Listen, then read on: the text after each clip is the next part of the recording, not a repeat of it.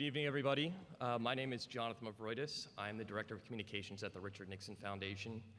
Standing at Sandy's podium tonight, he'd be here, but he's in Washington, D.C., celebrating Richard Nixon's birthday. He'd be 101 today.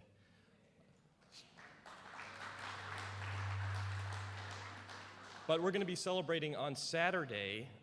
It's a free admission all day from 10 a.m. to 5 p.m. And we're going to have the U.S. Navy Band Southwest here at 1 p.m. And then at 3 p.m., we're going to have a talk with Will Swift, who's the author of Pat and Dick, The Portrait of Intimate Marriage, about the relationship between Pat Nixon and Richard Nixon. And we're also going to have Congressman Ed Royce, who will give remarks, and we'll have a wreath laying then as well. Being that this is President Nixon's 101st birthday, I strongly recommend that everybody take a look at the Richard Nixon Centennial exhibit before it closes. It chronicles his life from his humble beginnings here in Yorba Linda all the way to the White House, where he effected so much change in foreign and domestic policy. I'd also like, there's a couple of other events I'd like to mention before I introduce the speaker. On January 29th at 10 a.m. In Lancaster, Pennsylvania at Franklin and Marshall College, we're going to have a Nixon Legacy Forum on President Nixon's initiatives to take away power from unelected bureaucratic officials and really affect change in domestic policy, doing so many things like creating the Office of Management and Budget and the Domestic Council. That's going to be free and open to the public, and if you're in Pennsylvania or in the area, please stop by. On February 17th, President's Day, we're going to have impersonators Washington, Jefferson, Lincoln, and Roosevelt. They're not real, they're just impersonators, but it's for the kids, so it's a good event. So all these events, the ones I mentioned are free, but if you become a member, you can get discounts on admission and future events, and that's starting at just $50 a year. So now the introduction of our speaker. You know, he's a lawyer, he's a law professor, he's a columnist and a nationally syndicated radio show host. And the reason why he's successful is because he found the secret to happiness. And the secrets are in his new book, The Happiest Life. It's been read and recommended by the Archbishop of Philadelphia to Karl Rove to Jonathan Alter, and they all say it's a great book. So, ladies and gentlemen, Hugh Hewitt.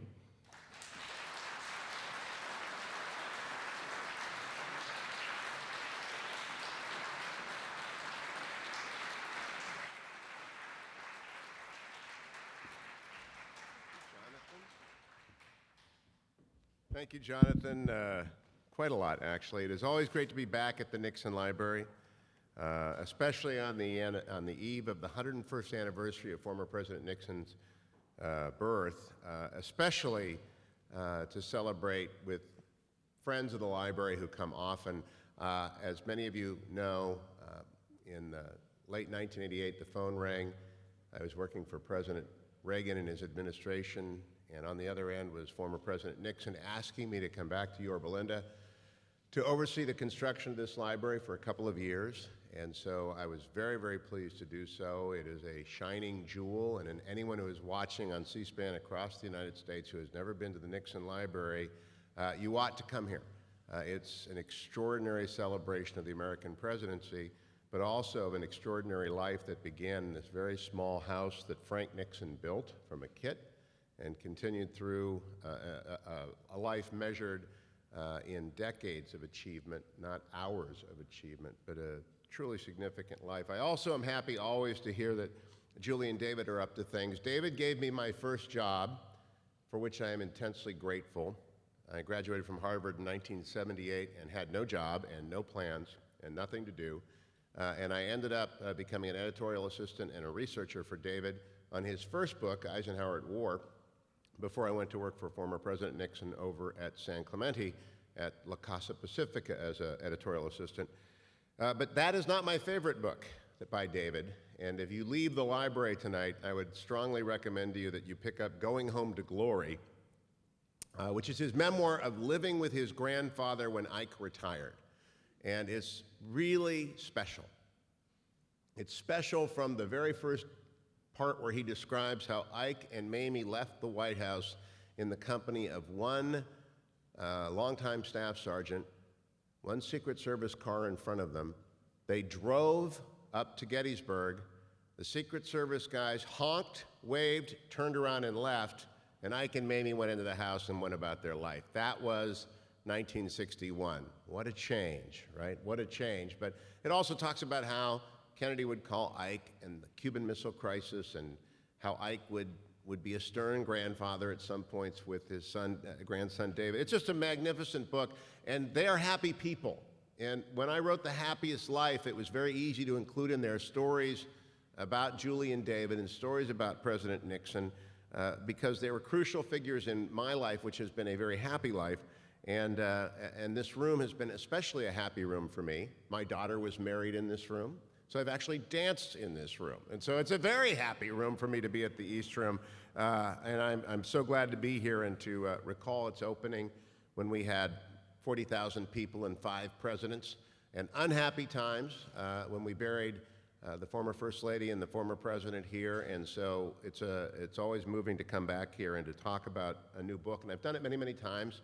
And it's always a pleasure to see some of my friends like Carol and Dee Dee and Bruce and other people who come pretty much to every event that I do. And I appreciate it very much. I began last night's radio show with a good friend, Robert C. O'Brien. He's the managing partner of the Los Angeles office of the national law firm Aaron Fox. And he's formerly a delegate to the UN, and he's formerly a State Department official in Afghanistan, running their Department of Justice, or their justice program there. And he was on to talk with me about, not the law, though he's an extraordinarily gifted litigator, but to talk with me about Robert Gates's memoir, because it spoke to the era in which Robert O'Brien was part of the team of the national security apparatus of the W administration. I wished I had had my wits about me, because O'Brien he's two things as well as a great litigator. He's a trademark lawyer, and he's a fashion lawyer. And if I had had my wits about me, I would have asked, do you think I can trademark happiness? That would be a good thing. And if I could get a happiness brand, they represent all the big fashion brands and all. If I could just have the happiness brand, I would like that. The only problem with it is, as I went about writing The Happiest Life, I discovered very quickly there are thousands of books about happiness. Thousands of books about happiness. Pretty much everyone has written about it, from Aristotle to Dennis Prager.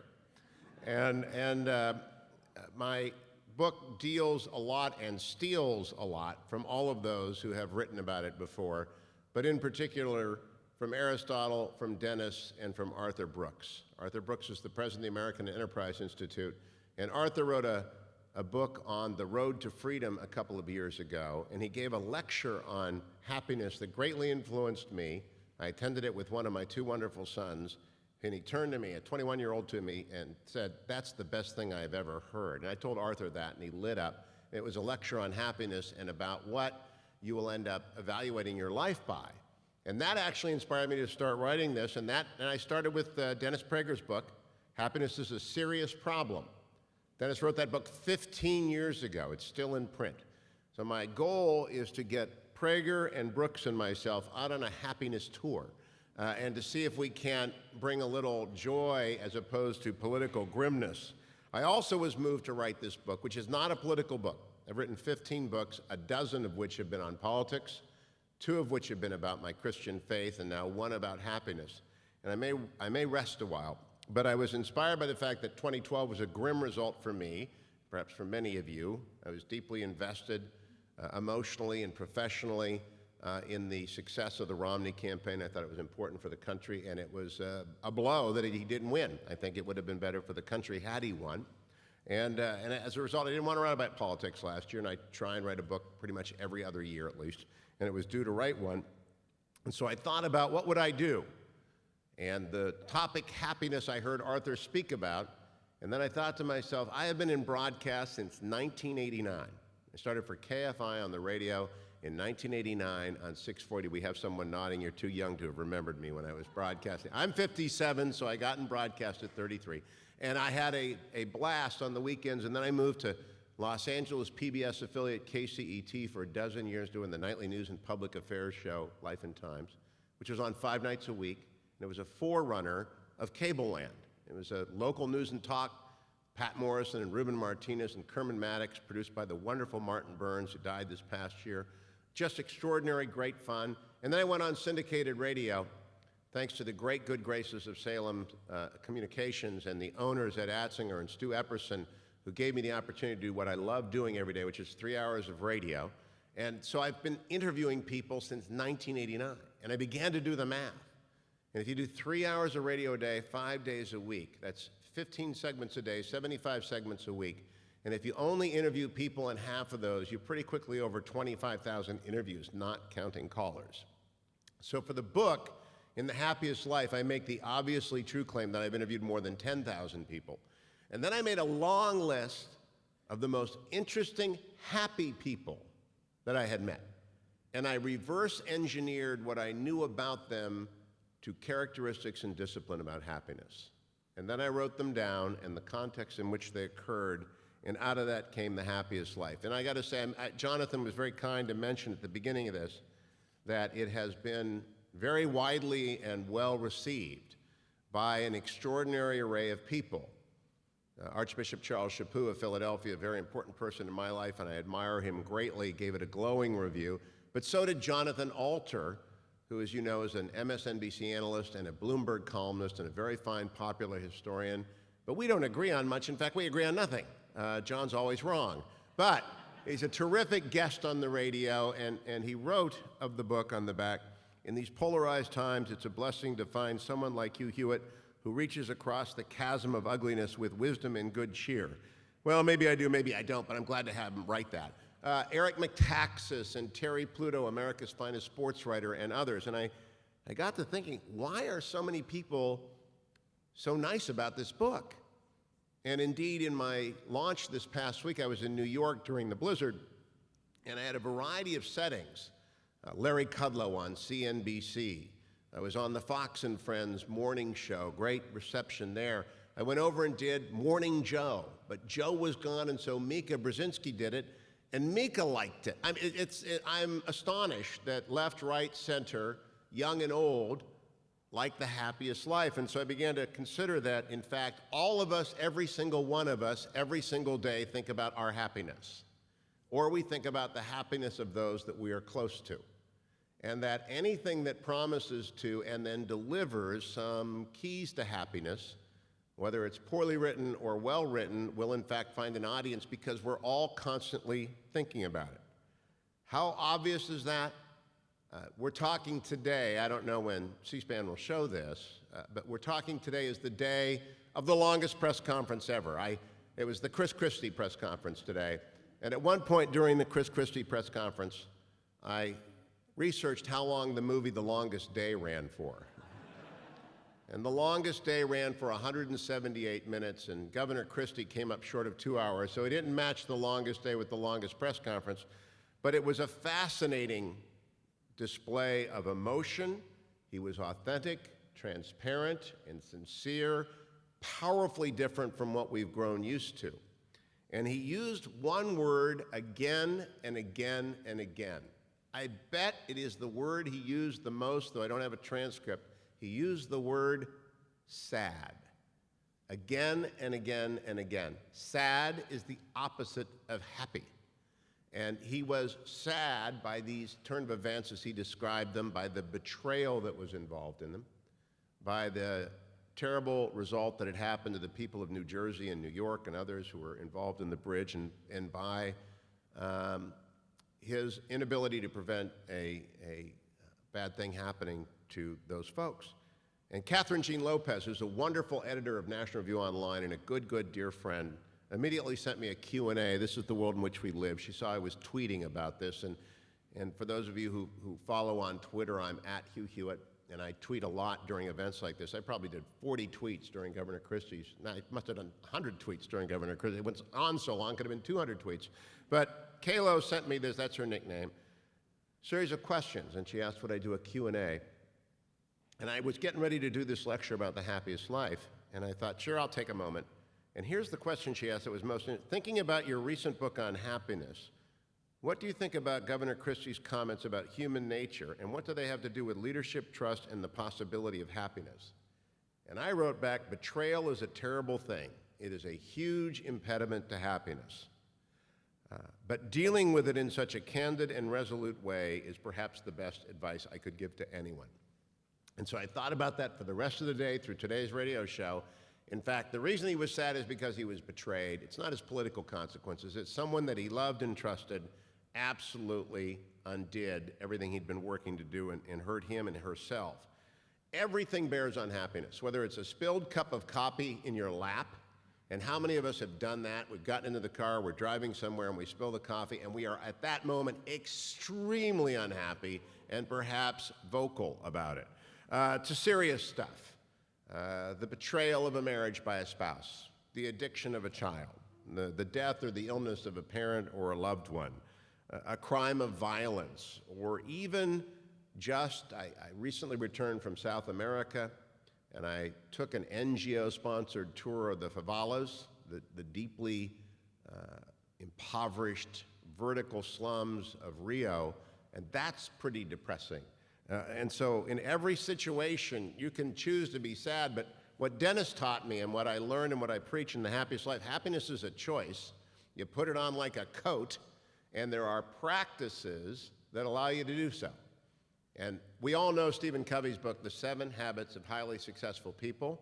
This could have been subtitled The 7 Disciplines of Very Happy People, because it involves those things which we do, if we do them often enough, will allow us to maintain, at least for the most part, a happy attitude. I'm a pretty happy guy. Most everyone who's ever heard me on the radio knows this. Most everyone who's ever seen me on TV knows this. It is an attitude I've developed over the years. There are naturally Eeyores out there.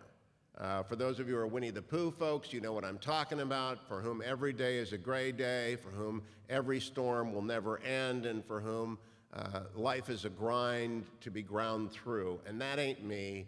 I'm Tigger, and I'm happy to be Tigger, and I'd rather be Tigger than Eeyore any single day. And so this is a Tigger lecture. But if you have lost happiness, I write in The Happiest Life, you can regain it. If it's been dented, you can be rebuilt. If it has been forfeited, someone can give it back to you in very specific context. Now, my friend Arthur Brooks, B-R-O-O-K-S, I'm taking off my watch so I don't go over my 40 minutes because I want to give us 20 minutes to talk as well. Brooks identified in this lecture that so powerfully impacted me and my son the 4 contexts in which at the end of your life you will measure happiness: friends, family, faith, and earned success. And if you have 2 out of 4, he said, you will have led a happy life and you will be happy at your death. Friends, family, faith, and earned success. Earned success is a high concept and one for which Arthur is justifiably famous and getting more famous by the day because it's got nothing to do with wealth. Earned success can come to the impoverished, earned success can come to the middle income, earned success can come to the very wealthy, but it is that which you earn for yourself. It can be the best violin player who's making whatever it is violin players make. It can be the best teacher or social worker, as my friends in the front row happen to be. It can be the best whatever. But if you're the best at it, the best cameraman for C-SPAN, the best docent for the Nixon Library, if you've earned your success at doing that, you're going to be happy. But Arthur's 4 contexts were endgame result measurements. They were not the practices that got you there. And so when I reverse engineered all these 10,000 interviews, I came up with 7 gifts. And I came up to the conclusion that if you are constantly giving away all 7 of these, or at least some of these, you're going to be happy. Now, the precondition is generosity. And I begin the book by talking about my late friend Tom Fuentes, for whom I gave a eulogy far too young in his life. He was the chairman of the Orange County Republican Party for 20 years. And he was the most generous man I have ever met. He continually endeavored to help every single individual he ever came in contact with. And I tried to explain this to Brian Lamb, who may be the country's greatest interviewer. And I was honored to sit down with Brian Lamb to do a Q&A of an hour about The Happiest Life a couple of weeks ago. And I was explaining to him, Tom Fuentes, can't remember if it was on air or off air, unless you lived in Orange County, California, you didn't really know how ubiquitous he was. He was out every night helping every candidate in every forum and finding jobs for every young person who came through, while he wasn't collecting musical instruments for the newly freed Nicaraguans or driving used furniture to Mexico or arranging for a food bank in Orange County. Meanwhile, raising 3 wonderful children and having a wonderful wife. I mean, he's extraordinarily generous. And I was explaining this to Brian, and if I reverse engineered all of these other gifts, but you did not have generosity, then you would have nothing. That sounds like a paraphrase of Corinthians, but it's sort of that way. Because if you have them all, but you don't give them away, you're a miser of your gifts. Now, the 7 gifts are energy, enthusiasm, encouragement, empathy, good humor, graciousness, and gratitude. 4 E's, 3 G's. You wouldn't believe how often I haven't been able to remember that. I feel okay for Governor Perry. You know how he froze in the debate when he wanted to abolish 3 agencies? And I've been with Governor Perry at a CARE LA event since then. He makes fun of himself. We all have brain freezes. I do it every time. Every time I'm interviewed on a radio or a television station about the happiest life, and they say, tell me what the 7 gifts are. And I always get 6, and I hope they're not counting. I always forget one of them. And I go, energy, empathy, enthusiasm. I forget encouragement. Good humor, gratitude, graciousness. I can get the 3 G's, but I always miss one of the E's. And so I just slide by, and no one's called me on it yet. But let me illustrate briefly each of them. Energy. If you've ever listened to my radio show, and you can find out where it's heard. If you're watching on TV, you know it's heard locally on AM 870, The Answer, or AM 590, The Answer, or 1170 KCBQ, The Answer in San Diego. But it's heard all across the country from Hawaii to Florida and Alaska down south. And if you've ever heard it, I have fun with my producer, or my not producer. Radio blogger, otherwise known as Dwayne Patterson. And my trademark is if I only had a producer. In fact, Dwayne and Adam are the hardest working people in radio. I mean, really, they are the hardest working people in radio. At this moment, I am certain, because I interviewed the wonderful Mark Stein today, that Dwayne is transcribing the Mark Stein interview so that he can have it up and done. He will often transcribe 3 or 4 interviews after he produces a show, books the guests, arranges for the rundown, does the cuts, and then arranges for the after show where he speaks to the audience at the Huniverse for an hour, and then he posts the shows electronically so they're available for podcast, and then he transcribes, then he goes to bed and he does it all day again the next day. And he's been doing this since the show began on July 10th, 2000. Adam, he's a slacker. He joined a week later and he works as hard, but he's 1 week behind the other 2 of us. And so the 3 of us, and now we have Marlon, who's a Lakers fan, so we don't expect much of him, but he is nevertheless also energized. We have Danielle, this extraordinary group of people supported by 100 general managers, 100 production program directors across the country. I mentioned Ed Atzinger and Stu Epperson, who built this amazing radio empire. Sales staff, our syndicator staff, Greg Anderson and Tom Tradup and Mike Reed, and a whole bunch of people who were down in Dallas and selling the show so that advertisers realize the best place to sell anything in the world is on the radio. It really is on the radio. Energy, however, is the predicate of everything happening. If you don't get up and go to work, if you don't get up and try, and that is, by the way, learned behavior. Ted Newland, the winningest water polo coach in the history of water polo. I made a film about him once for KCET, and he stunned me. His goal was not to win, he said. His goal was to teach his boys to put their feet on the floor by 5:30 in the morning, every day. That's what his goal was in his water polo program at the University of California, Irvine, all those years. Of course, he won 2 national championships. He wanted to win. In order to win, you had to put your feet on the floor at 5:30 in the morning, 5 days or 6 days a week, and if you did that and developed that habit, you would be successful in life. He believed that. And I think it is generally true. That's about energy. Enthusiasm is the second quality. And I'm an enthusiastic fella. I root for the Cleveland Browns. I have to be. I got my new season tickets when the Browns came back. I have 4 on the 50. I have never been to 1 game. I give them to my brother, John. I have 2 wonderful brothers, John and Bill, and they're married to wonderful sisters-in-law, Susan and Carmen, and I have a great, great set of in-laws on both sides of my family, but I have never gone back to see the game because they've been so awful since 1999. But we've just turned it around. I think we're turning it around, and I'm hopeful. But Browns fans are the most enthusiastic fans in the world, except for Indians fans and Cavaliers fans. We live in this pool of misery. and this endless tunnel of disaster and disappointment and northeastern Ohio winters. But we are enthusiastic about our sports franchises, as are most sports fans. And sports teaches us that enthusiasm allows you to be happy. Sports fans who win are the happiest, most wonderfully lit up people. The wonderful Fred Barnes was at my house this past week because his son Freddie went to Auburn, and Fred came out for the game, and he and Freddie went, and they were happy for almost the whole game. And he was on the radio the next day, and he said, "Don't let anyone tell you it's just a game. It's not just a game. It hurts. It hurts a lot when you lose the big game in the last minute that way." But sports fans teach you about enthusiasm, which if transferred to other aspects of your life, just makes everything better. And the Happiest Life is full of other examples. Encouragement is my favorite chapter because every person here and every person watching there will encounter dozens of people every day, each one of whom they can encourage. It is a gift of which we have an unlimited amount. There is absolutely no limit to the amount of encouragement we can give to everyone in our life, even to those, especially perhaps to those who do not deserve it. I have been encouraged professionally, for example, by two people who are not of my network. I've been very encouraged by Bill Bennett and Mike Gallagher and Dennis Prager and Mike Medved and our local hosts all across the country. Here in Los Angeles, you listen to Brian Whitman and Ben Shapiro and Alicia Krause in the morning on AM 870. They're always encouraging of each other. But people don't know this. Mark Levin and Sean Hannity are great encouragers of me. In fact, Sean's the nicest man in radio. Mark is my oldest friend who is both a lawyer and a talk show host. We have been in the trenches together since 1990.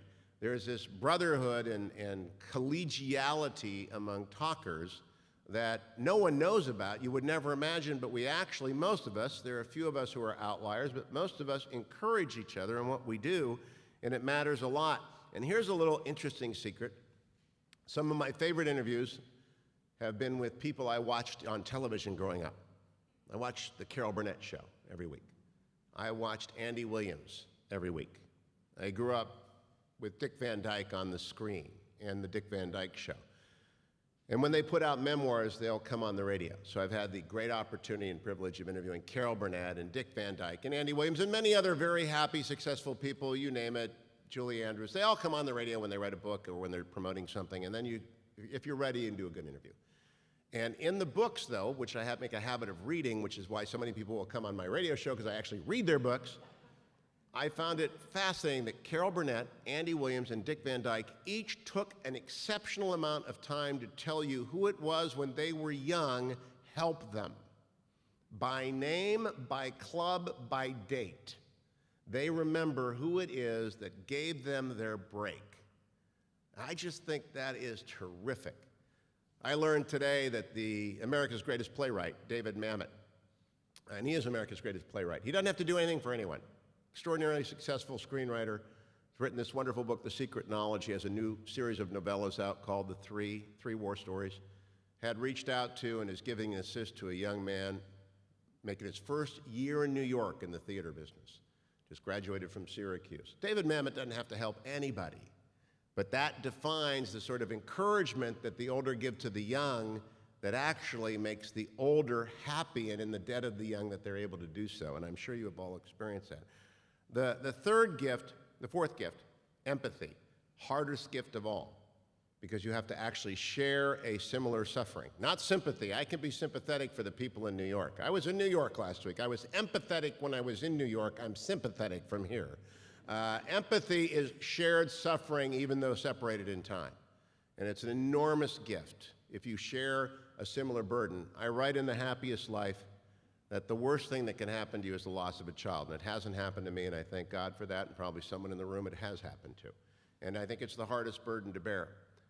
Rabbi Harold Kushner, whom I interviewed in 1996 for PBS, the Searching for God in America series, gave me the single best piece of advice that I received in 25 years of interviewing. Show up and shut up. When someone is suffering, you show up and you shut up. You don't tell them you know how they're feeling, because you don't. Even though you may have been through a very similar experience, it's not the same experience. You don't tell them your story of suffering.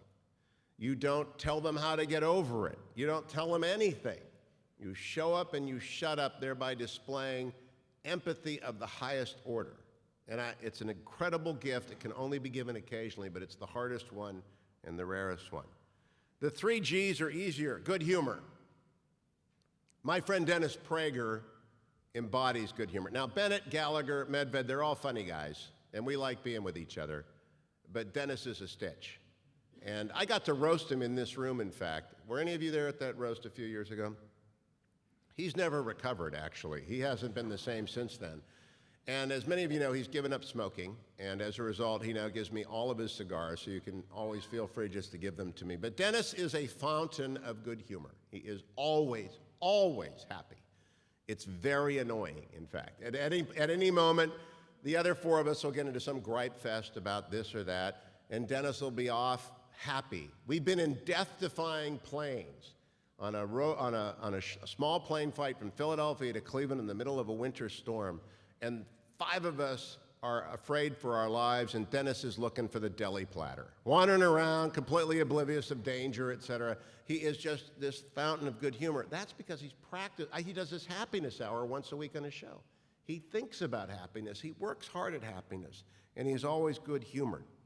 Graciousness, in my book I write, the most unexpectedly gracious person, George W. Bush. Presidents of the United States don't have to be gracious to talk show hosts, to anybody. But he is unfailingly the most welcoming, gracious individual.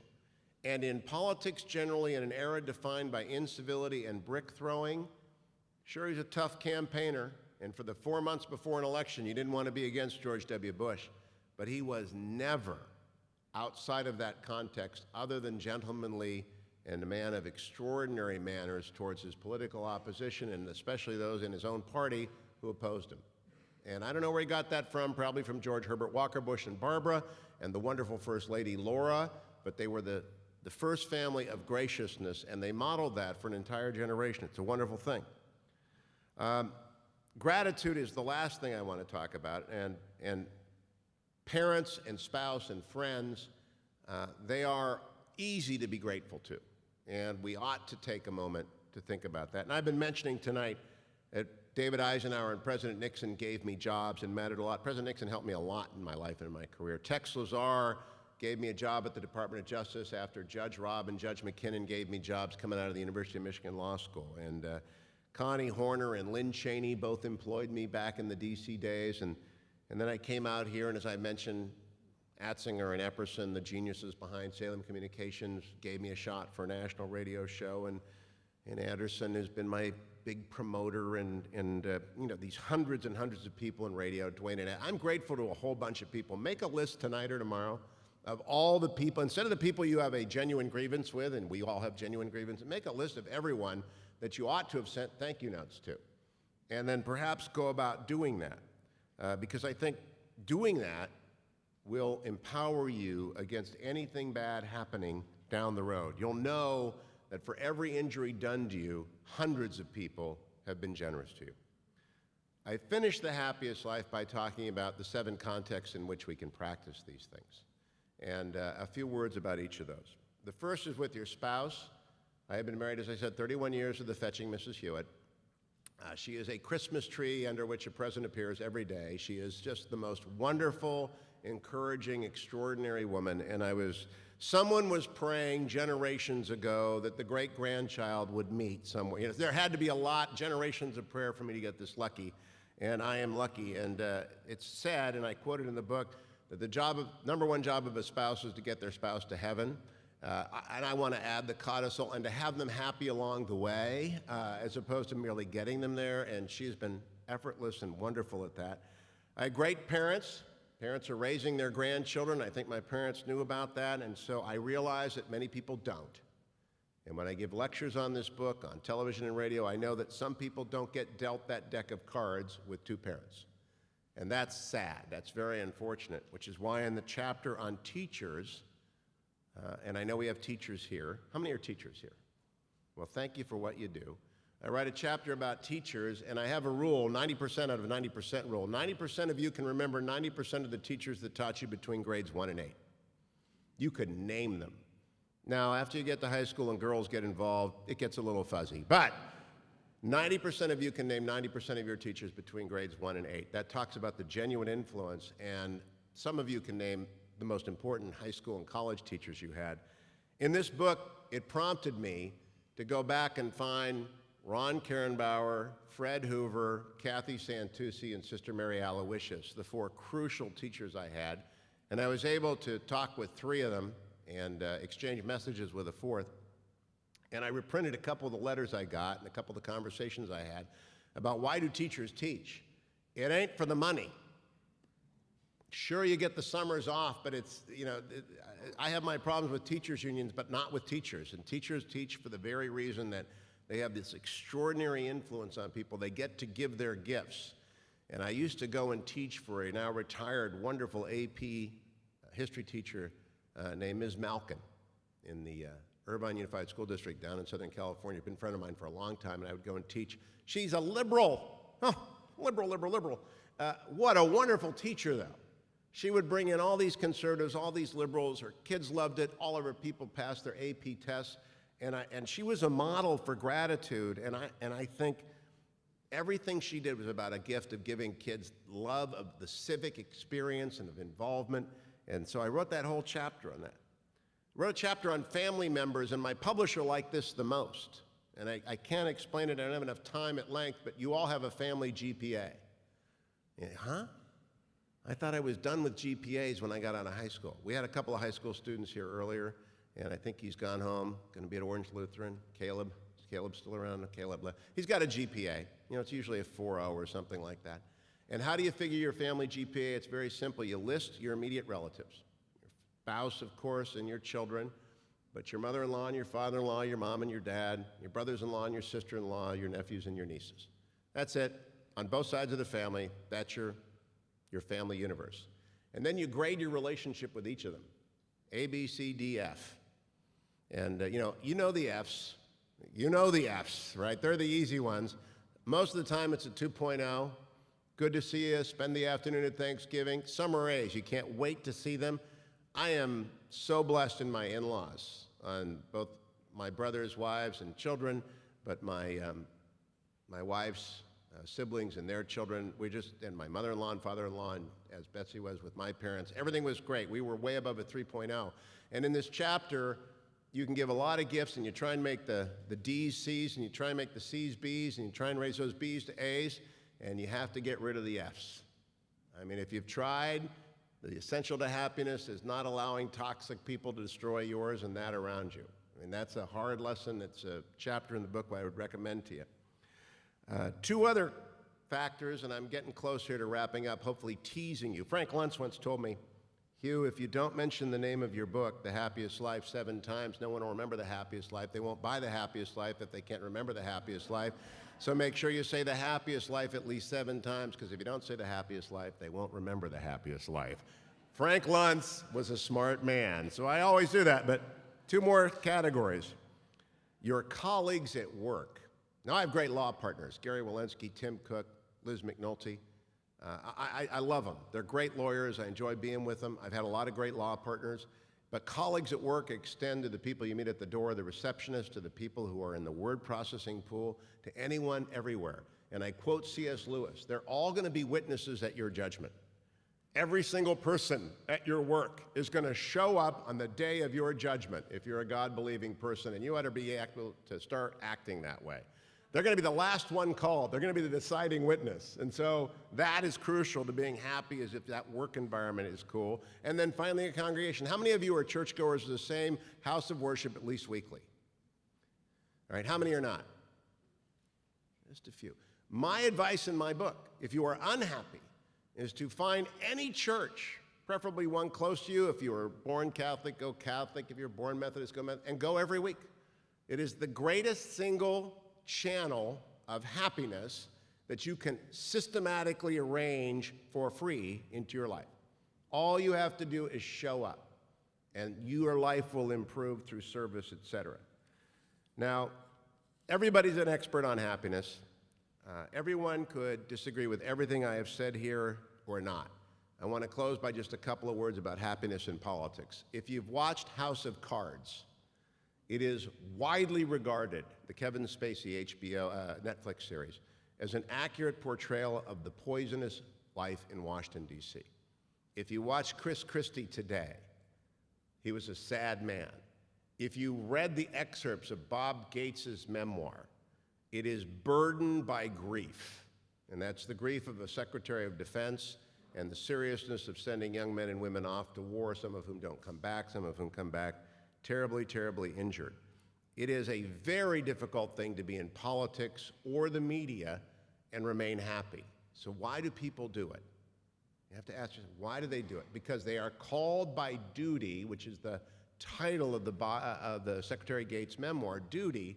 And so even when duty compels you to do unhappy things or to live in circumstances which are miserable, it is still a choice. And I want to close by citing my friendship with Dr. Larry Arnn and with Christopher Hitchens. Dr. Larry Arnn is the president of Hillsdale College. And I've gotten to know some great presidents of college. Jim Doty, who's the president of Chapman University, not far from here, maybe the most successful college president in America in the last 25 years. Took a fine institution and turned it into a great engine of innovation, education, learning, technology, development. If you haven't ever been to Chapman University, go to chapman.edu and look it up. So Jim sets the bar up here. Dr. Corey at Biola, no, I can't remember his last name. It'll come to me. That's what happens when you're 57. Barry Corey, thank you. Barry Corey is changing Biola into a lighthouse institution, just like Wheaton is a lighthouse institution, like my friend Senator Bill Armstrong in Colorado has turned Colorado Christian University into a lighthouse institution. It is hard to be a college president, really hard. And Larry Arnn is the best of them. And I've just named 4 superstars, but Larry Arnn is extraordinary because he keeps driving his students back into the great traditions of Western civilization. He's on my radio show once a week. You can listen to every one of those hours I spend with him on the Hillsdale Dialogue. If you're watching at home, just go to hughforhillsdale.com or hillsdale.edu. And we spent 5 weeks on Aristotle's Ethics. And I'm just not that smart.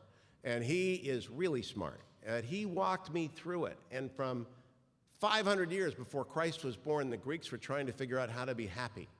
Happiness is the highest state for which we are created. We are created to be happy. Now, the Greeks did not have the revelation yet.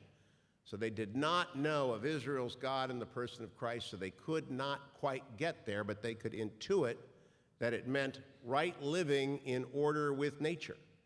And Aristotle writes about this is not hard to do. It is impossible to perfect. So it is not hard to practice, but you're never going to shoot below par every single day. Hitch. I love Christopher Hitchens. There are some guests on my show who have defined my show. The late Michael Kelly defined my show. The wonderful Dean defined my show. He was my guest host, Chowda, forever. Mark Stein, who is on today, Lilacs. I've had some recurring guests over the years. They always define my show, but for many years, Hitch defined the show. He's on 70 times. I have the transcripts of all of them. Someday I'll put them in a book. And Hitch was a remarkably ebullient man and happy most of the time. But after I interviewed him for the last time, 3 hours on his memoir, which is a bracing, extraordinary book, Hitch 22, I didn't get to talk to him again. He lost his voice. And I did not live in D.C., and I did not see him in the last days of his life. But his brother Peter was with him the whole time, and Peter is a believer, and Hitch, of course, was not. And I pray to this moment that at the end, Hitch would have figured out that those times when he was happiest had to do with the right ordering of his life with what was good and true and beautiful, and that that which is good and true and beautiful is in fact divine, and the divine is available. So here's how I'm going to be happy. I'm going to be happy when I sign your books out there, but I'm really going to be happy if over the course of the months after you read this, if you actually adopt any of these practices and they improve any of these contexts so that you are a happy person. Send me a note, call the radio show, and tell me. Because a book is entertaining and hopefully informative, but if it actually changes your practice, that will make me happy. Thanks for coming out tonight. I appreciate it very much. We're going to take some questions.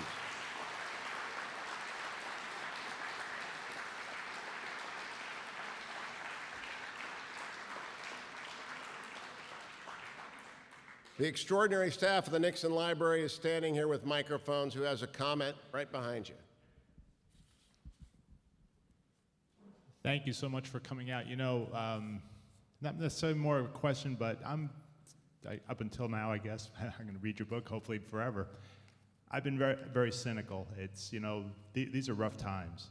And you wake up every day and you read the books that it gets even rougher, and you don't know the way out. So thank you very much for putting a book out like this out. Oh, thank you. That makes my night. You know, and thank you for reminding me. I was going to ask you, it prompted me. I forgot to mention Friends. I have been lucky in Friends. It's my 7th category. I can go back to John Phillips at the age of 6. I can go through Philip Mokris and Paul Mokris, and my best friend in my high school years, Robbie Gennari or Kim and Scott Phillips. I know them all. In college, Mark Guerin and Dan Poneman and Paul Mulcairn, a whole bunch of other people at Winthrop House. I can tell you right now, whether it's Bud or Gary or Emmett or any number of people who are my friends over the past many years, I've been lucky in Friends. My closest friend is a guy named Bill Abdel, who sadly worked for the LA Times all those wasted years. But I think I was going to ask you, if you're cynical, do you have very close friends? Are your very close friends cynical? Yes. And you see, this is important to me. I was out last night with Bud the contractor, who I talk about on my radio show all the time because he's still working on my house. He's my Eldon. And Bud is the most upbeat guy in the world. And so whenever I get that cynical about politics, I go find one of those encouragement machines or one of those non-cynical people, because if all you do is read politics and watch Fox News, you can slit your proverbial wrists in this country. I'm telling you. Yes, sir. Hi, Hugh. Hey. Steve from La Palma here. Ah, hello, Steve. Welcome. What is it? DiMaggiotti's here. Okay. You have to explain that. That's people DiMaggio. I have listened to his show for, how long have you been doing that? Almost 18 years. I began the DiMaggiotti on July 10, 2000. Yeah, okay. yeah. All right. Happiness took a serious hit last few weeks ago when the Mount Soledad Cross was ordered to be dismantled.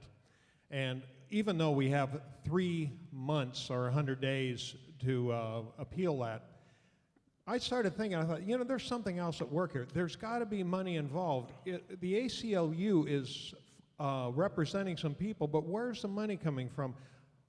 Are they paid when they file a suit on a constitutional issue?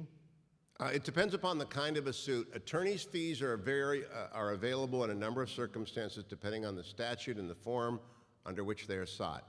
I do not believe they will receive attorney's fees in that injunction, but the ACLU does receive a lot of attorney's fees, but they also receive an extraordinary amount of donations. I often talk about the Alliance Defending Freedom, because the Alliance Defending Freedom is the ACLU of believers.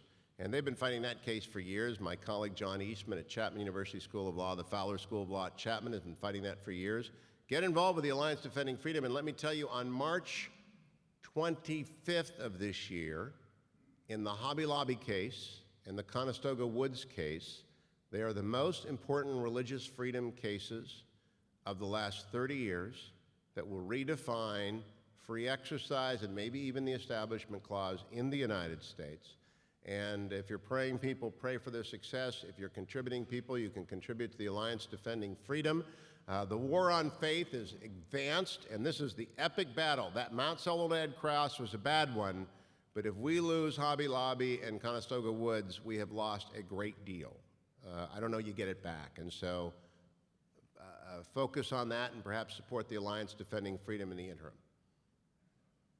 Yes, sir. I'm happy by nature. Good. But when your first happiness was generosity, and this young, beautiful lady in front of me, Linda, I had to give her my book because of what you said. That is perfect. Great talk. Enjoyed it a lot. Thank you very much. That is perfect. But I'd be happier if you just bought another one. Thank you. Questions right over here. Yes. Mr. Hewitt, I happened to watch the C-SPAN with Brian Lamb interview you, and that's how I knew about you. And then since then, I caught your radio shows a couple of weeks since last week, and I really enjoyed your radio shows, and that's how I knew about tonight. And I came here, and listen to you just now. You make me feel happy. So thank you very much. I just want to say that. Thank you, and that allows us to do a shameless plug for Brian Lamb and C-SPAN. And I made the argument the other day, I don't know if Brian Lamb's won the Medal of Freedom yet, which is the highest civilian honor, but he invented C-SPAN, and he has done for authors more. We would not have the book industry we have. We would not have the author interviews we have. I was scared. I've only been nervous 3 times in my life. I was nervous when I went on Colbert, sweating bullets, and he was very nice to me because I didn't try and out-funny Stephen Colbert. I was nervous when I interviewed Julie Andrews because it was Mary Poppins, and then I was nervous with Brian Lamb because he's the best interviewer in America. And sure enough, he was terrific. And thank you for coming tonight. Appreciate it. I am also a Cleveland Browns fan, and their GPA is an F. Is it time to let them go? No, absolutely not. They last won in 1964. I do not remember it. I went to every home Browns game from 1965 when my dad got season tickets through 1974 when I went to college, and I have had these season tickets since, and I honestly, really, honestly think we've turned the corner. We have 5 Pro Bowlers. We have 10 draft picks in the draft. We're going to get Johnny Manziel or Derek Carr. We're going to get a great quarterback. Josh Gordon is extraordinary.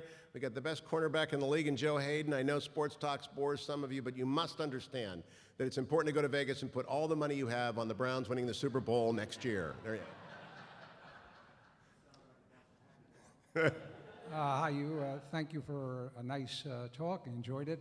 I would put myself in the happy category, and I was wondering, based on the research and work you put in writing your book, have you discovered any traits between peoples as to why some people can easily be happy through life, and we all have things in our life that can interfere with that, but generally happy, and people who go through life not being happy? Well, I'm gonna give you my completely honest answer, but preface it by saying that this is not an absolute impediment to changing. But I think unhappy parents produce unhappy children. And that if you don't have parents, one of my good friends, Richard McKenzie, one of the greatest teachers at the University of California, Irvine, and the author of The Homecoming and a documentary, was raised in an orphanage in North Carolina, is one of the happiest people I know. And his orphanage was a very happy place, so they work with his hands all the time. He's a big advocate of orphanages, so he did not have parents, but he's a very happy person. I think if you have a negative, dysfunctional, terrible family riven by addiction or pain or abuse, it is hard to get started on the road. I don't think it's impossible because I have met many people who have recovered from that and who've recovered from other things, terrible things.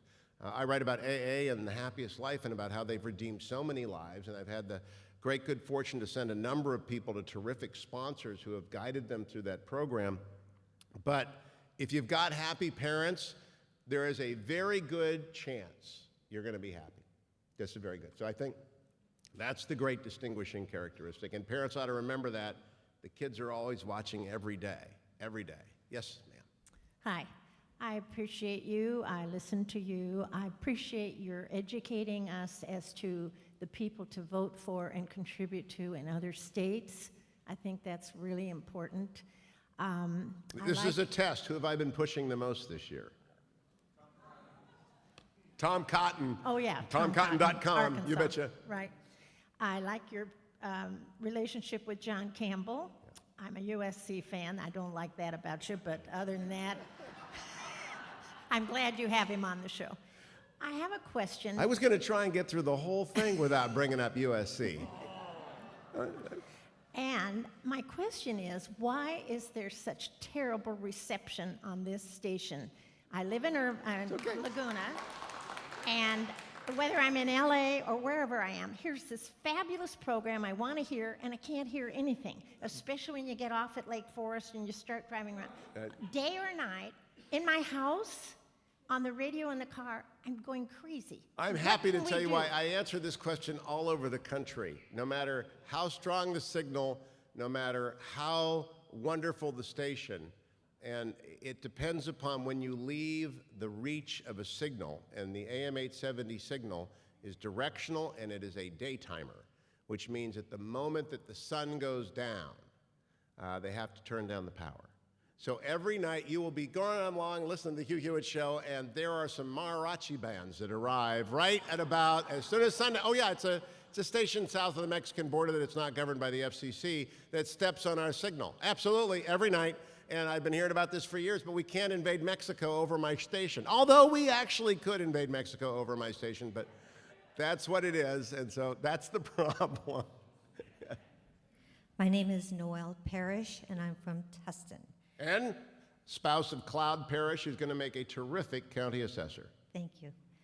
One of the things that no one's mentioned that they love the most about you is your laugh. Here's my question. I love the Republican Party, and it's in my blood. Give me a snappy answer to say to Republicans when they say they're unhappy with the Republican Party. They're always fighting with each other.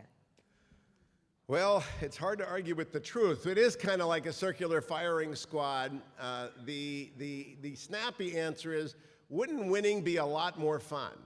Because it would be, in fact, it is counterproductive. I'm trying to negotiate a truce tonight between two great conservatives, in fact. During the show and afterwards, two great conservatives are at odds with each other, swords drawn. And I think there aren't enough targets to shoot at that you have to shoot at your friends. And Ronald Reagan, I did a broadcast from the Reagan Ranch up high above Santa Barbara on the 25th anniversary, I believe it was, of the Tear Down This Wall speech. And it's just a wonderful place. It just infuses you with the sense of Reagan. And he was always and everywhere ebullient and happy and upbeat, and he also believed in the 11th commandment. And I wish we could reinstall that. Time for one more question, I think. Do you have a theory on how some children that went through the Holocaust did not have parents or happy surroundings, to say the least, and went through such horrors, came out with no bitterness and a happy disposition? And I know some of them. There are. In fact, it's a great story. I didn't tell it in my book. I'm going to tell this story. When I go to Las Vegas, I play poker badly. And I usually lose. I play 7-card draw, and it's a fascinating game, and I'm interested in it. And I play the low-stakes table. And sitting there one night late, across the street from Caesars, I can't remember the name of the hotel. It's the pink one. And they still run a traditional card. Flamingo. It's not. They don't play Texas Hold'em, which I don't like. I like traditional 7-card poker. I grew up playing it in high school with my buddies, and so I go over and I play it. And so I'm sitting there, and there's 7 people at the table, and there's a dealer, and in rolls a guy in a wheelchair, and this is 15 years ago, and so he was 60 or 70 15 years ago, and he pulled in and he said, "Great day, isn't it?" And I said, "Why would you say that? You haven't won a hand." And he rolled up his sleeve, and there was a number from a camp. And he said, "Every day is a great day.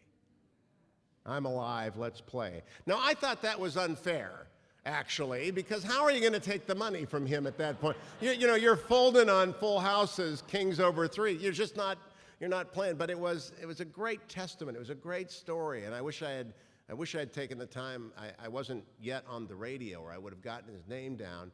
But actually, Dennis Prager had a Holocaust survivor on the other day, who's a suit salesman in downtown Los Angeles. I don't know if you heard the interview. And he's the most happy, ebullient fellow, and I think they have learned. And I asked Dennis the last time we did an Ask a Jew, and I'll finish on this. "Dennis, why are Jews so happy, so funny?" And he thought, that's a silly question. Then he said, "No, it's not. That's actually a very good question. That's why I do what I do, Dennis, and why you do what you do." And he said, "It's because suffering produces good humor and a sense of appreciation for when there isn't suffering." So I think that's probably the answer. On that note, thank you for coming. I'll go out and sign books, and thank you, Jonathan, and the Nixon Library. Hugh, I want to thank you, and I want to thank all of you for coming out tonight. And you all know we have some great authors here, and it's not the extensive honorariums or the lavish hotels we put them up in, but it's these priceless gifts that we provide them. I want to give one to Hugh. This is a What Would Nixon Do mug. This is number 1 in a series of about 50. There's about 5,000 more available in our museum store. Please pick one up. We'll have Hugh out in the front lobby to sign your books. Thank you. Good night.